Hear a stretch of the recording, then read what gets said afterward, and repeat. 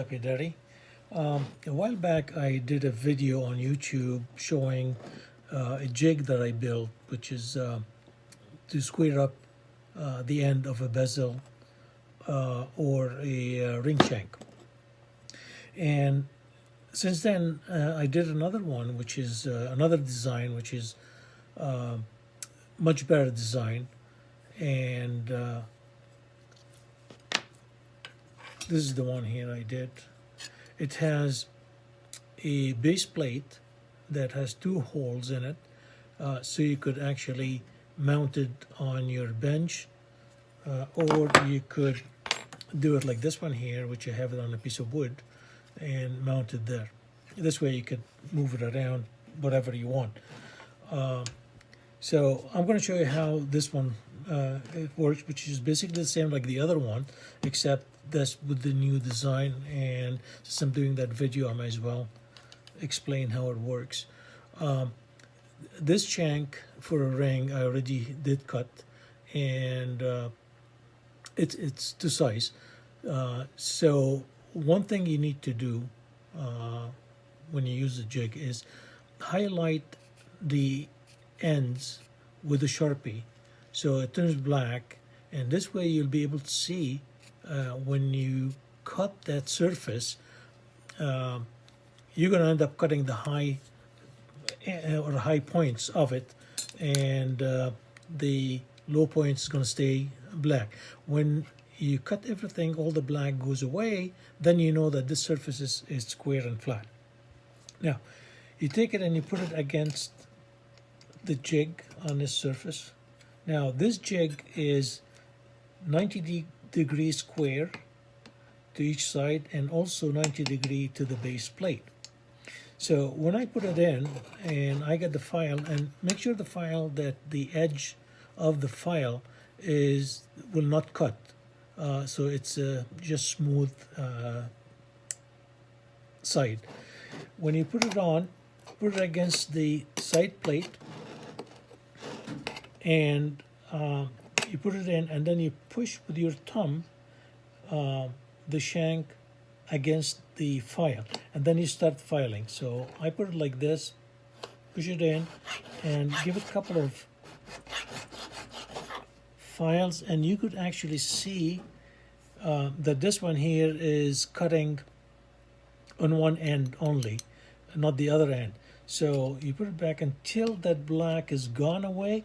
Then this is the only way you're going to know that this side is done completely flat. So still gonna have some on the top, just a touch. A little bit more. And this is the problem we all have, that when we cut it, we think that it is square, but it's not. And in order to solder anything, it has to be metal to metal, silver to silver, whatever you're soldering, it has to be touching. And if there's any gap in between, it will not solder. So this end is already done. Now I turn it around and do the other side, same way. Put it against, hold it tight, put a little bit out, and push it in with the file to make sure it's touching. And then I go in and do the same thing. And again, I'm just hitting right now. The edge is still an area with black. Just take your time when you're doing it, so you don't. Okay, so this is here. Just one little touch. Now it's funny, you know, how, like, if I didn't put the Sharpie on it, I would think it's done, but in actual fact, it's not done. Okay, just a touch more. So yeah, like I said, take your time when you do it, and once that is done, you know for sure it's going to be perfectly face to face and square.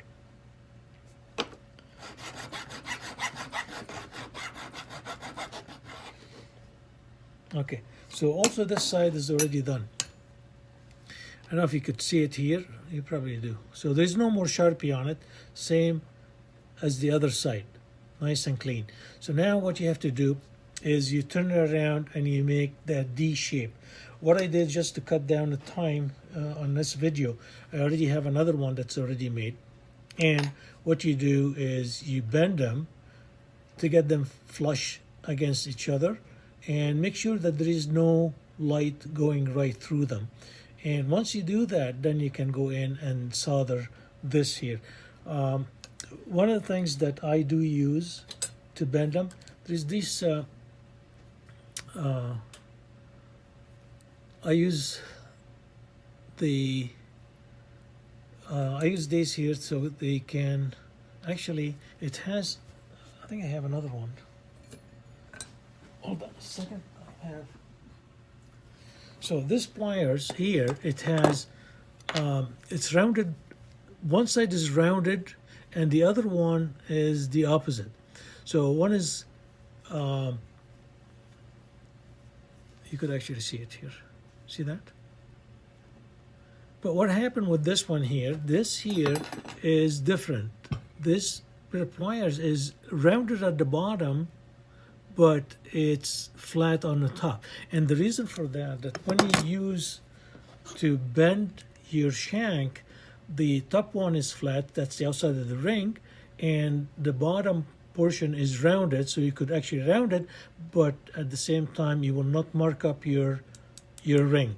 So it will be nice and clean, so you don't see any marks that it was added to it. So once you do that, then you're good to go, and you go ahead and solder your ring. And like you've seen, it didn't take any time at all to file them out. The thing that I will warn you about is most of the time, like what I used to do before is I used to go and cut them a little bit longer, just in case that I have to file them, and I know I gotta get them right. So you gotta file them, and you take some more from the material. So that's why I usually add extra material to the shank. In this case, I didn't, because you've seen the amount that I filed, and it doesn't take that long. So if you cut it to the size of the shank that you need, just a touch more, like so your saw blade is on the outside of that line, you should be okay. And by the time you cut it and you bend them, that will do the trick. So I hope this will help you out. And this jig here, it's really did help me a lot. So but because of the video that I have on YouTube, it shows the old style. Most people think, okay, that this is what they're gonna get if they order one, but this is the new style. It comes with the base plate. The other one has the option with or without the base plate, but I realized that with the base plate you have to have this one here. You cannot have it without the base plate. So all of them, they come as such. I hope this will help you out, and talk to you later. Have a nice day.